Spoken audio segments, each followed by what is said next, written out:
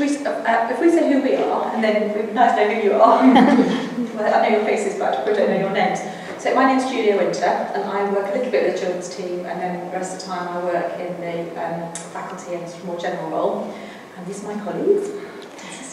I'm Jo Pito. We have a very small group of us who work in children's nursing. I think there's 8 of us altogether. Most of us work part-time. So I am part-time worker, senior lecturer. I've been here for about 20 years, so a bit of the furniture really. We've worked together on the project. And I'm Liz Jestercase, I'm another of the children's nursing team, and I also run the Return to Practice course.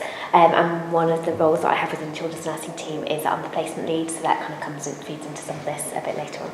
So that's very classic children because it's a small team, so everyone does everything. So who are you guys then? So my name's Sarah here, I'm a lecturer in nutrition. Brilliant. I'm Kaya. I'm Kaya Ness, I'm in occupational therapy office just up here, so that's Kaya. So you probably have seen me walking around. Oh, good to have you with us. So I'm going to hand over to Jo, and we're going to give you the context of this. But I don't want to say things that you're going to say, so I'm going to hand over to you now and let you start it off. Is that right? Yeah, that's fine. So welcome, and thank you for coming to our session on children's nursing peer support, an evaluation of students' experience of acting as a senior buddy. To start with, we thought we would give you a little bit of context to give you some idea of where we got the project ideas from. So in 2015, the children's nursing team applied for and won a university team teaching scholarship, a fellowship, and we won that, and what we're presenting today is one part of the evaluation from that. So there was other evaluations. I'll talk to you a little bit about that in a minute. This started really, the project started off the back of a peer programme which we called Buddy System, which we started about 7 years ago. And we started it because we come from a very small cohort of students, and we found a number of things because they're a small cohort. One of the things was that we had a mixture of undergraduates and postgraduates, and their learning needs sometimes are very similar, but quite often are quite different from each other. We had year groups who didn't necessarily see each other very much. So because we're a small group of people, they didn't get taught together. So our first, second and third years may go through their whole programme and not actually recognise that they may be standing next to another children's nurse and getting the benefit of having that interaction between the different year groups. So that's the original reason why we started the Buddy System, and that proved to be really successful. So this project was off the back of that, and what we wanted to do is to look at the other concerns we had about our students transitioning from whatever education base they came from into higher education.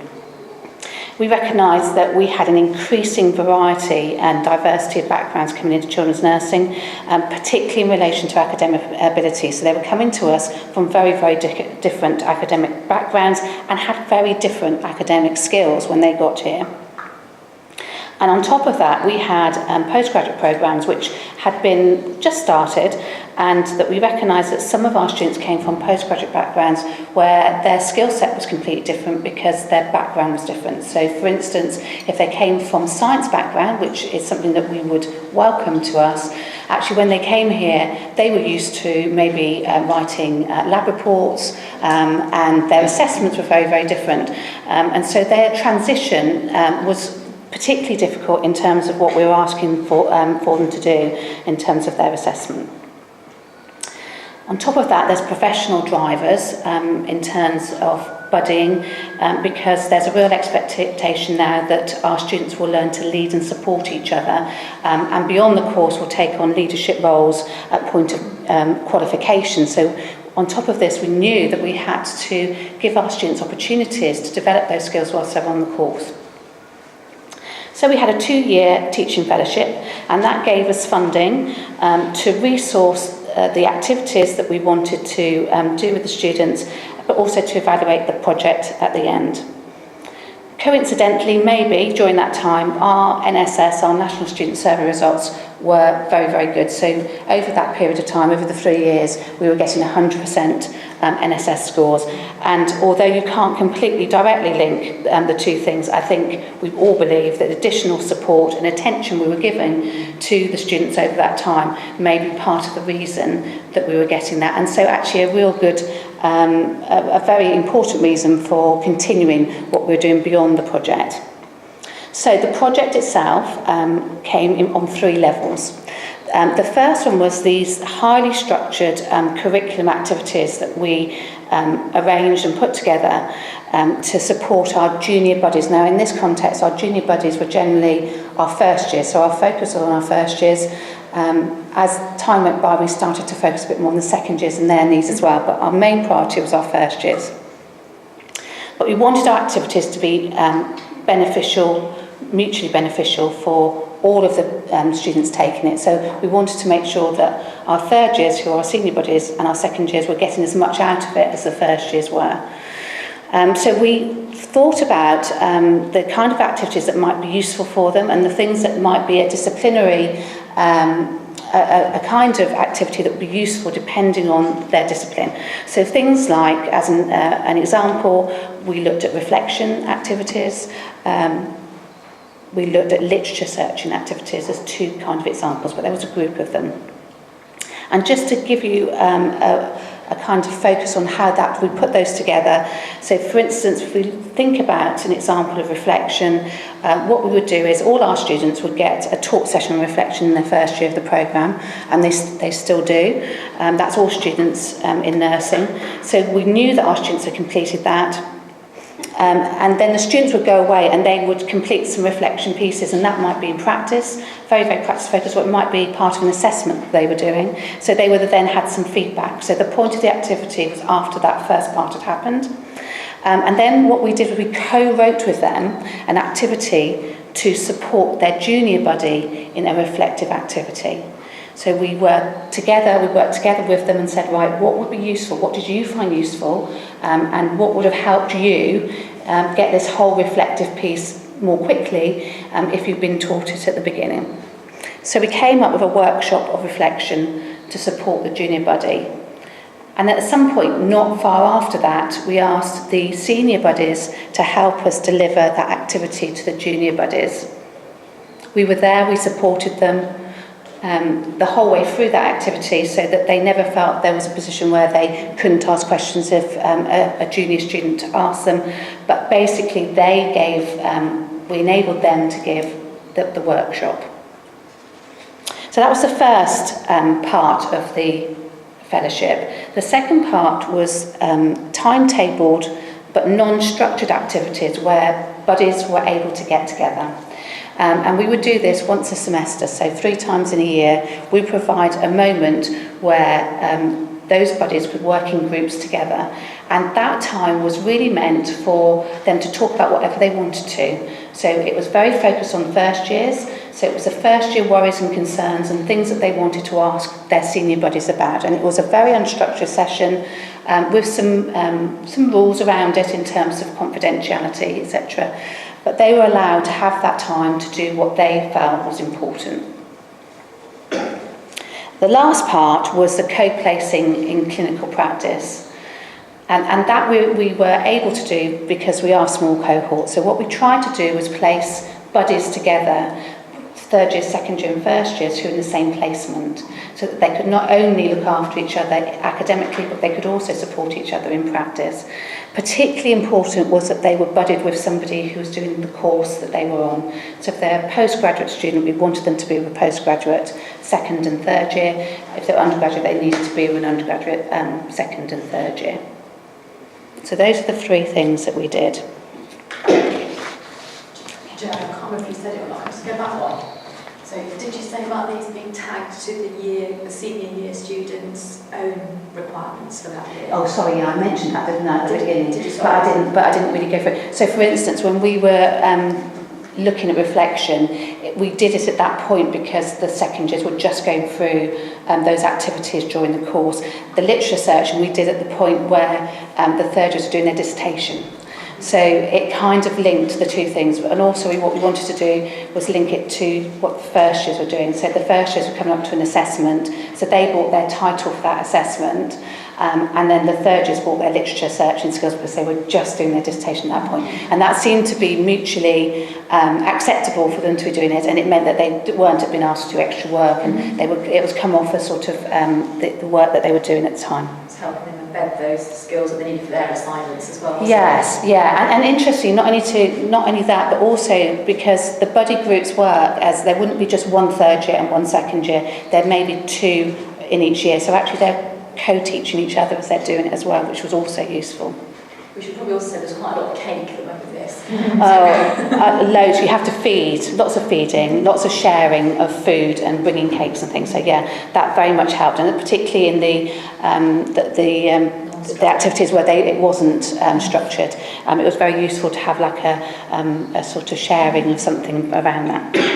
So at the end of our fellowship, obviously we wanted to do some evaluations, and the evaluations came in two parts really. The first part of the evaluations were from junior buddies, and so our first year, the first part of the course, first years we had junior buddies, and then they became second year buddies, and we asked them at the end of each year to evaluate how they felt that the system had gone and what they'd learned from it, and we did that by using focus groups, and I think it was 2 focus groups, wasn't it, in each year? We ended the first year to start with. So Yeah. we did the first years over 2 years. So they each first year for 2 years said what it's been like for them kind of thing, then supported focus group. The interesting part of that, and I think, be very honest, our evaluation today came out of it wasn't something we were intending to do at the beginning of the project, but it was something that really became important to us as we went along, is that actually it was what was happening with the senior buddies and what they were getting out of the project, and that's why in last summer we decided to do an evaluation of their study, their 3 years, and what they felt they had learned from it, and from being a senior buddy, and the skills that they may have achieved, the things that they had found useful, and also to obviously give us some information about what we want to do with this ongoing, really. So we did this evaluation partly online and partly face-to-face, and we have a big end-of-year evaluation anyway, so we just embedded this into it. And we had about 20 students in that group. We got 14 responses. These might be a bit tedious, so we've just basically got the questions and then we've got responses, but we'll try and just give you some snapshots out of them. And you can read for yourselves. This is the first question. So generally, predominantly yes. And I haven't done the maths to work out what 3% of 14 is, but I'm sure somebody else has one a bit stupid. So, okay, so, and then we said, what was the preparation? So at the top for each of these slides, you've got a sort of summary of how many responses there were and the kind of things that came out, and then I've just got some illustrative quotes. And the one in red at the bottom there was obviously at least one person who hadn't found the experience brilliant, but that was very limited. It was like literally one response per question.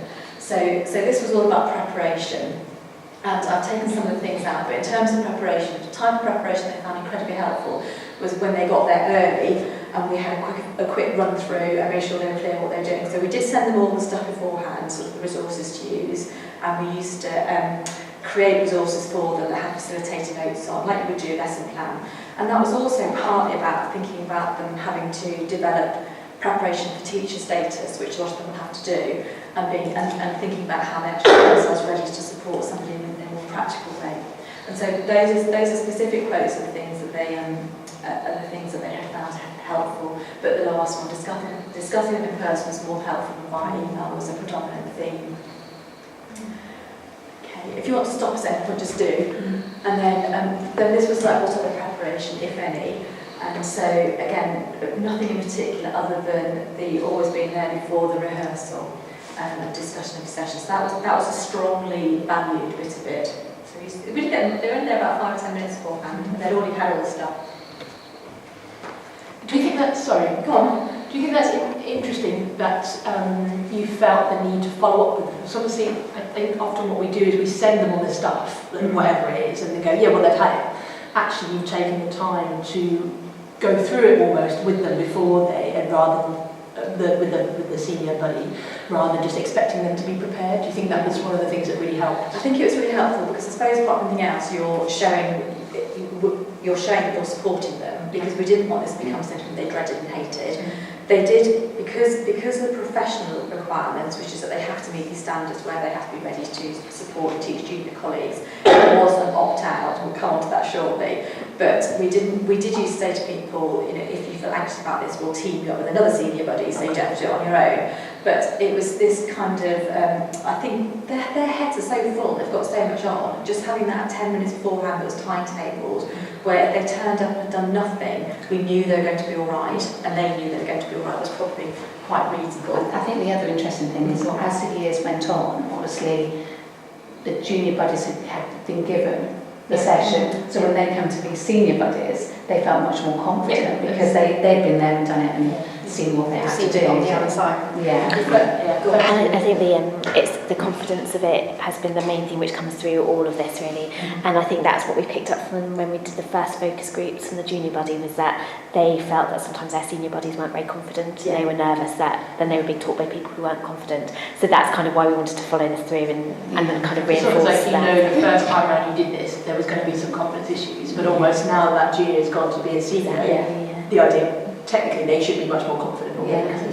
The other bit, which was quite, we go back to what Liz was just saying, it was quite hysterical really, because I think it's the one thing we hadn't really preempted, is that in the first year we did it, at the focus groups at the end of the first year, in the focus groups, the students said that some of the second years said to them, I haven't got a clue what I'm doing here. So when we prepped the students the next year around, we just said, look, as a teaching strategy, that's not helpful. So you might tell us, we don't tell the person you're teaching. But it's been great, because it's how we often feel. I mean, even now you hear staff going to classrooms and saying, I've not done this before and things. It's not a game winner, is it? Okay, so these are sort of like, what feelings did you have about doing the activity? I'll let you have a look at them. So generally pretty good, so a bit anxious, but then really feeling proud of themselves, and there's quite a lot of that. And it goes into different categories. So they do like time to talk about things that they wanted to talk about, even within the formal sessions. So when they've done the formal side of it, they quite often move on to talk about things like how they cope with different assignments and how they cope with placement. So they have their own informal agenda, but they found that probably, if anything, more useful. Is there anything you guys want to add to that? But so all saying I was a bit nervous for. So there's a couple of these that come through, and again, I think these are brilliant in terms of, it's like, well, what do you do in the classroom with students when some people don't want to play? Or you've got people, because there was a couple of those comments you'll see on the next slide as well, that how they handle students that weren't going to engage with them. Okay, so this is what, did you feel you had the opportunity to opt out? So, and it's quite interesting because 50% no. So that technically it was a mandatory in curriculum exercise, but the opting out bit was that if you felt like you just couldn't cope with it because it's too scary or whatever. So we obviously didn't make that. I'm not quite sure about this. Maybe we made it clear, but they still felt they couldn't wuss out because it just wasn't the done thing. I don't know. But what do you guys think? I think it was difficult for them to opt out, and we, and I suppose what we didn't want them to do was opt out, because obviously with only 25 students at the most in each year group, if lots of people drop out, then it becomes very difficult to and also to get that relationship going between the buddies. So I suppose we encouraging, didn't we? Yeah, a lot of encouraging. There was a lot of food. There was a lot, That's where the budget went. Yeah. It was part of our budget. It was, yeah. But then in last year we didn't have a budget, and we just did it through ring shares and stuff. Yeah. Was there a particular consideration of where you timetabled it? Because how school now, when it's close to assignment and they're very stressed, they're like, what kind of consideration? It's really tricky. It's massively tricky, and our curriculum's changed, and it's become even more tricky in new curriculum. And things like when they're in placement, and do we want to pull them out of placement through, which we weren't averse to pulling them out of placement necessarily, because we thought it's so useful, and actually a lot of the skills they're developing them are useful in practice as well. So we did, we were happy to do that, but and then obviously some people are working night shifts and all sorts, so it actually becomes it's really complicated to Do you consider that a bad thing, though? That response? Were you surprised by that? No, I think probably a little bit, because like that, I've read that. What that doesn't ask is, did you want to opt out? Yeah. So, Yes. which is different. Yeah. So, but I suppose what they're saying is that they pretty much got the message that we did really want to do it, and that we did make it clear that it was within curriculum, and we did make it clear that it was linked to the standards they had to achieve for the regulator. But I know we said that we would say to them, look, if you feel anxious about this, then come and talk to us about it. And did you have any students that were in the programme, were in the buddying system, that perhaps were really just not, like, although they didn't opt out, or maybe they didn't feel that they could, did any of them like really drag their heels and just really not be that helpful from a buddy? Or was it actually that No, you sort of I got don't them think together? so. I think when we did the in-class activities, some of them, and again this might have been about not lack of confidence, some of them romped through them, so probably hadn't given them quite the attention that they would have benefited from. But then they might have used that time to deal with other things as well. So what were you going to say? Just like that, because there's been a little bit of the feedback kind of suggests that some of the junior bodies didn't seem to always want to be there, and so it's probably more the junior bodies that we struggled to kind of engage with it. But as soon as they became a senior body, then they seemed to take it very seriously and kind of Any wanted to reason do why it. you think the juniors didn't want to be there? No, and other than when we have asked as part of the junior body focus group which of the activities they found the most useful. There were 3 core activities, so one was reflection, the other was literature search, as Joe said, and the last one was about using inquiry-based learning. They probably didn't enjoy the inquiry-based learning stuff or get why we were doing it so early. The literature search and the reflection they did find useful, and we had questionnaire type evaluations of that as well. But particularly the reflection seemed to come out, they really struggled with reflection, in particular those who transferred from non-cognitive disciplines. So it's almost whether they feel it's purposeful. Yes, exactly. Yeah. So we want if we carry this on, it would be, I think we'll probably do a bit more work on what would be the most useful thing. Okay, and then that was the why did you feel you couldn't?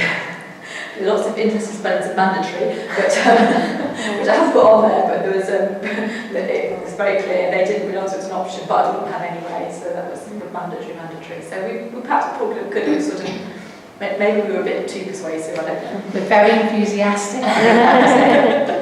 They didn't come to class there looking fed up, did they? No. They balanced in and were up. And we'd say to them, are you okay with this? They'd go, yeah, it's fine, just get on with it. In fact, if anything to start with, I was sort of like really surprised that they did just get on with it. Okay, did you enjoy being a senior buddy? And predominantly yes, for those. And again, it's only 14 responses. And, remind me later, otherwise we'll lose you. Okay, thank you. And then, I haven't gone over your bit, have I? No. Okay. No, I think that's Finding it useful, and again, really much to chip in here. So self-esteem and affirming, and the cohort identity was sort of like the ideas we picked out of it, and there's some quotes there. But the affirming stuff, nice to be that person that you look up to, nice support to younger students. But we hadn't really thought about the placement side of it, but it was important for them and that initially. we'll talk about it a little bit more in a moment, but this has had a really big impact on how they've been functioning in practice as well, which is quite significant for us. And so I think there's a few more about. Has the next slide got similar on? Yeah, okay. But I do think this notion of having a cohort identity and really knowing where they were and what their place was and growing themselves probably has had an impact on our overall satisfaction scores. It's that community identity. Yeah. Like, who am I and how do I fit in within my team, but also then within all the other professions that are around me. That's coming across quite strongly now. Yeah. And this comment at the bottom about I didn't feel provided much help is really interesting, and I wonder if in the future we need to think about getting the junior bodies to feedback something to the senior bodies about, so they feel a bit more valued about it and kind of realise actually how much impact it's had. And know how to help. Maybe it's just that we find that. Exactly, yeah. Okay, and then do they find any aspect challenging? Mainly not really. Our worries were that how those buddy groups would work out in terms of if you've got a student who's quite onerous on your attention and might be overly asking for help or support, and how we would manage that. But actually that hasn't really happened, has it? It's been No, not at all. The thing that came out of the face-to-face stuff that we did, there's how much on here actually, is that quite a few comments were made about a more demographic, personal match for buddies, wasn't it? About sort of, if you were a senior student, as a mature student, they would have liked being in buddy groups with people who are similar to themselves, because there are other things that are impacting on their experiences that were outside the curriculum. So there's a few comments like that. Yes, and that's always, we always try to do that, obviously quite challenging because your cohort for each year looks different. You can't come up with the same number of mature students, for instance, on a yearly basis. Every year looks a bit different. So I wonder actually in that context whether, maybe you do this anyways, whether candidates get to know each other, find out what similar exercise in the beginning would help a bit. Yes. Because obviously, with a group of 25 or a year, it's very hard in that pool to absolutely match. Yes. And we tend to be quite successful with probably 3/4, and then you're left, sort of a group thing that may already know might not be as. Joe's always been a year tutor for first years, so he knows the students really well from where to go. And I know them far less now, Liz knows better than I do, but Joe's had a lot of time thinking about who to put with who and then rejigging if and I think we have tried really hard to kind of match people up with placements so that they then get to see each other here and then in placement as well. But that's become really difficult over the past few years because of the way kind of capacity works, and some areas take third years but not first years and things like that. So it's a bit of it can be quite tricky to do. Was there ever a situation where somehow the buddies didn't get on, and how would you deal with that if that ever occurred? Not overtly. No, not overtly. I They did just have one. disengage out of. Yeah, I did have one junior buddy at a session in the second year. So she'd moved from first to second year, actually say to me, "Oh, I can't remember who my third year buddy is." I thought, well, that's not gone very well, has it? So that's as far as it. And I think and I think the opposite end is that they become really good friends, and we've got I know that some of the graduated students are still in contact with their buddies, and so talking about what it's like kind of qualifying and going through so that's really nice when if it can work. Exactly. This bit in the middle was just about feeling sure of what they were doing again. So, and then there's a similar comment about if they had someone who was challenging. Again, it's good experience, isn't it? Yeah. For the real world. So, okay. What have you learned about yourself? There's lots on here. I've taken quite a bit out. And this, so this is where it starts really kind of linking into practice, because it's all about these kind of transferable skills that whether they were picking up that these were transferable skills that they could then take into practice and into their professional kind of career. So clearly some of them really did pick up some of those things like leadership and communication and things like that.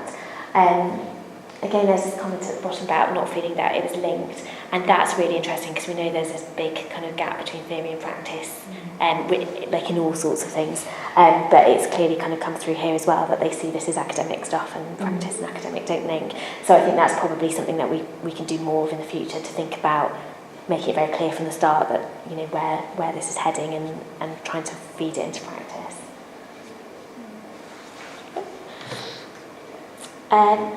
So we added a couple of questions around whether they felt that they had done this in practice. And again, really interesting, so nearly all of them did feel that they were supporting people in practice somehow.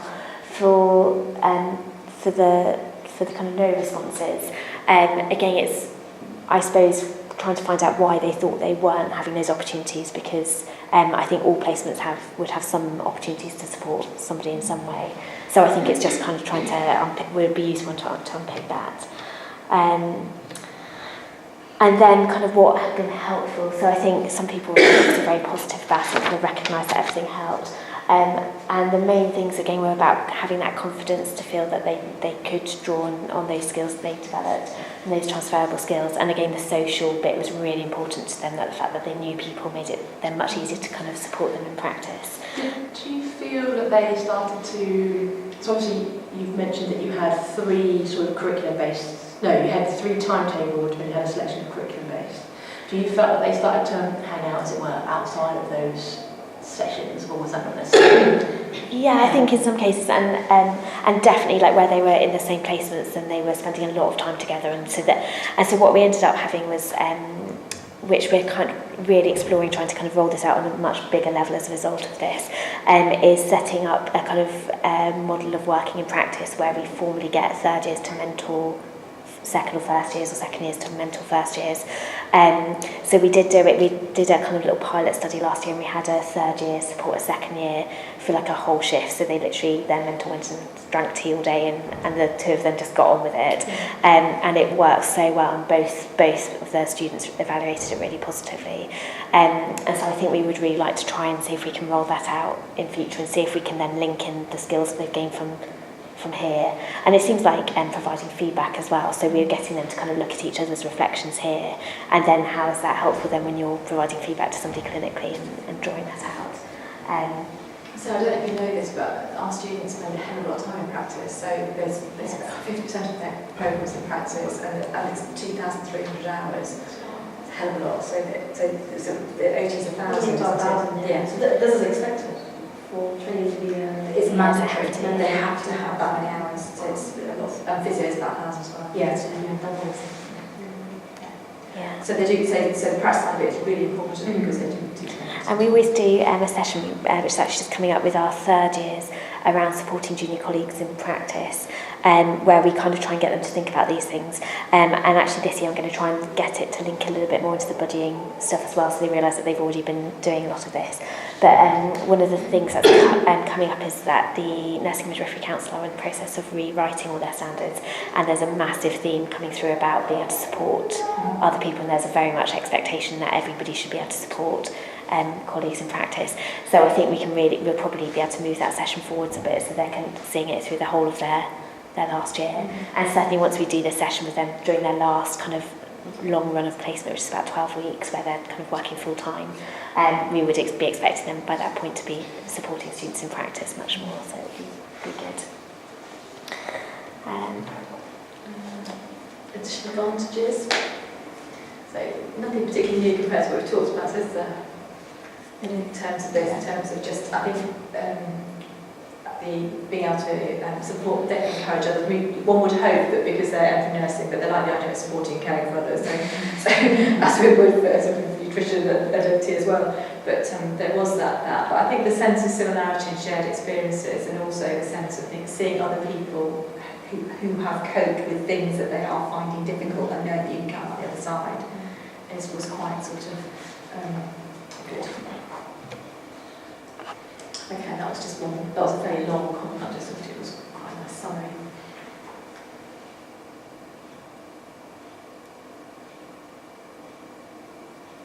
And that's the kind of stuff that is. Yeah, and one thing that we have done actually in the past couple of years is we've rejigged our placement patterns, so that when the first years start their practices, or their third years already kind of out, so we put the third years out about 3 or 4 weeks into that placement before the first year start, so they're kind of ready to support them, and we make sure that they've met each other before they start their first placement. I think that's quite nice. This is a bit of an unknown way. I'm going to let the others chip as well, because I think I feel that we've achieved quite a lot with it on all kinds of different levels. But what we're now up against is that we've had a big curriculum revision, and it's more difficult for us to do this now. So, but I know that Liz and Jo are both sort of working hard on ideas. I think like lots of the practical aspects have become much more complicated, like trying to find the time to do it.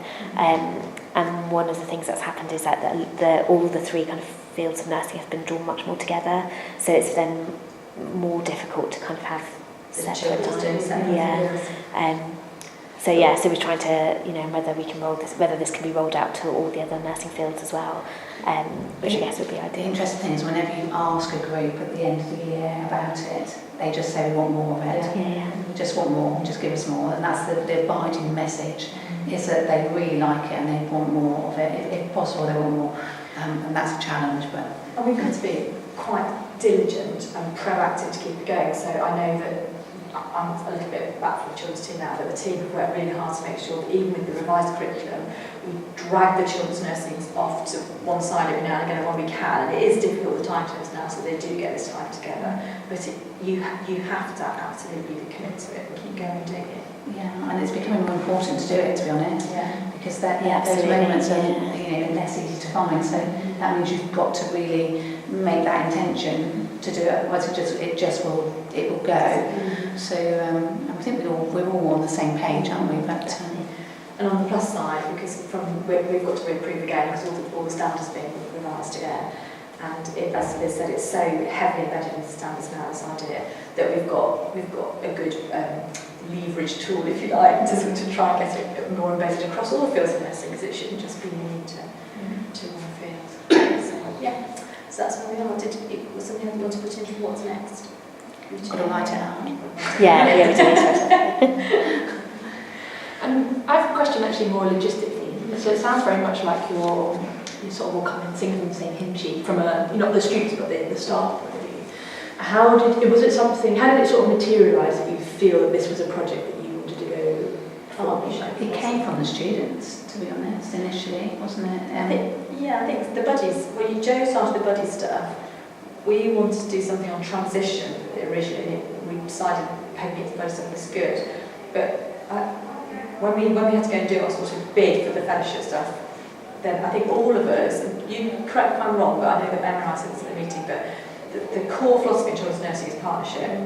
And so we, as a team, we've always had the notion of working in partnership with students, I think because it's part of our professional practice. So I think it's almost like an extension of that. Yeah. Because like you said, there's eight of them that are Yeah, part-time. and actually, that feels like it's got to be something that you're all in. Because from what you said, it's quite time-consuming, of getting that off the ground. Not how all the commitments. I was just thinking from a logistics point of view. If I go back to nutrition, go right, I'm going to do a buddy system. They're going to go right, okay. Like how do I? Okay, go for it, Sarah. Right, so but it sounds like it's not just one person, although it started. Yeah, and I think and we were very lucky in a way as well, because when it started, we were even smaller teams, so there were only 5 of us, and we're pretty much all based in the same place, so we could just talk a lot and kind of got the ideas off the ground. But yeah, and I think it's about kind of working out what's important to the students as well. The initial thing came from students who, at the end of their course evaluation, said that there was something that they felt was missing. So it then became part of our action plan. Okay. And of course, once it becomes part of your action plan, then you're all invested in doing something back. We all were. It wasn't a big. There were lots of little bits of drivers, weren't there? And then if you hang them all together, And I guess with all the more about this than me, but with all the kind of university strategic stuff around student support, it's quite an easy win at the moment in a way, because it's such a good way to demonstrate that you're developing that. So. And do you think you would have still been able to implement it if you hadn't have won the money in the parliament? Yes. And what, I don't know, you don't have to say, but what did you sort of mainly put that money towards? Obviously, cake was one of them, which is fair enough. Yeah. But surprisingly not, it wasn't a significant part of the way we used the budget, but it could have been, but it definitely wasn't. And for our part-time staff, we were able to buy them extra hours, which was really good, so that, because people did lots of extra work to get things sorted and running, coming on days and stuff like that, so we used some of it for that. We didn't spend it all, but that was probably just poor management. We did a bit on things like focus group, like getting transcriptions, things like that. Most of it was staff time. Yeah. So, and in fact, what we could do, because if I remember this correct, so the two of us who were full-time at the time, we could claim for hours from the fellowship budget, but then it had to go back into the pot in the faculty. Yeah. So the faculty then won out in that, because they got extra on the back end, but we couldn't have it as individuals. Okay. So you had a few things identified, like reflection, literature search. How did those items get identified? Is it from your side? That is the student input on that? How did you collect that? If it had any student input? I think originally we've tried to look for things that would cross years. So the reflection, we have to get them started on reflection in the first year, obviously. And then the second years had an assignment on reflection, so there was an opportunity then for the second years to support the first years. we knew that things like disciplinary use of literature and academic research was something that they found challenging to start with, and again it helps the third years to embed the skills. And then the inquiry-based learning, which we did in the third year, which is actually a theme that goes through all 3 years, just seemed to be something that all 3 years could do as a triad. So the first activity was second and first years, the second activity was third and first years, and the third activities was third, second and first years. So, and then when we started evaluating it after the focus groups, at that stage, I don't think we did ask the students to start with what they wanted. I'm not sure We they did a self-assessment, didn't we? They did, that's right, you're right. They did a self-assessment, and out of that, particularly the postgraduate students, Reflection, the reflection was something that out of that self-assessment that they struggled with. So what did you ask them in the self-evaluation? That's another whole session. So we found something called, I can't remember the author because I've been Habits of Mind. It's Habits of Mind by Kallick. Kallick and Kallick, Habits of Mind. So they are something out there, they didn't have to... No, but there was no tool. So one of our very clever colleagues wrote a tool, and we've since then taken that to conferences to have it look at things like face reviewed, etc. What's the word I'm looking for? Face validity, and looked at things like the statements on this and stuff. So, but what was interesting is we got the students to do that, and then we gave it back to them with sort of like an interpretive thing, and almost all the students said that they agree with the assessment of themselves. Okay. So, there's a whole piece of work we could do with that we haven't done yet. But so that was part of it. But and then at the focus groups, the students said that reflection was very useful. And I think with the non-curricular, so there's a second group where lots of cakes was involved. Yeah. And that was sessions. Yeah, and fruit, I have to say. Cake and fruit. There was lots of fruit. So that was that mandatory as well? Did they see it as mandatory? So it's not like... No, we kind of did lunches. It was around lunchtime or tea time. So it was kind of fitted into their normal day, and we just said, we're going to have. I mean, we have a catch up basically, but we would, structure it so they spent time with their buddies, and that's about as structured as it got really, and to that share. took a lot of timetable, didn't it? So we had to take the time to say, right, okay, so if we get the third years in the morning to do that, and the first years in the afternoon to do that, and the second years to do something else, then we bring them all to lunchtime to do this. So that, because we didn't want them coming in specially just for a lunch. So. We did do one just ad hoc, which was Christmas. We did a Christmas party basically, and got them all together for a Christmas party. So wherever they were at that time, most of them in practice actually, we just brought them in. That was lovely. That was really nice. And so the first half of the session we did, catching up, and then the second part we did sort of fun activities. Christmas quiz. Yeah. There's always something to benefit from, isn't there? So either parties or come and we'll sign, we can catch up on paperwork and things like that.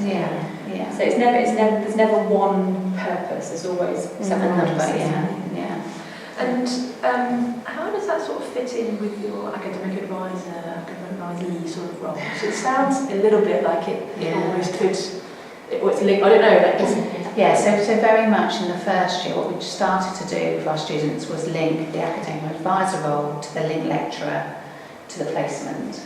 So then that's what would happen, is that you would be the academic advisor, the link lecturer, and you'd see them on placement, and therefore you would combine all those things. Really well aligned. Yeah, very well, until it got much more complicated. But we still do that for the first year. So it doesn't necessarily work year on year, but it definitely works for your first year.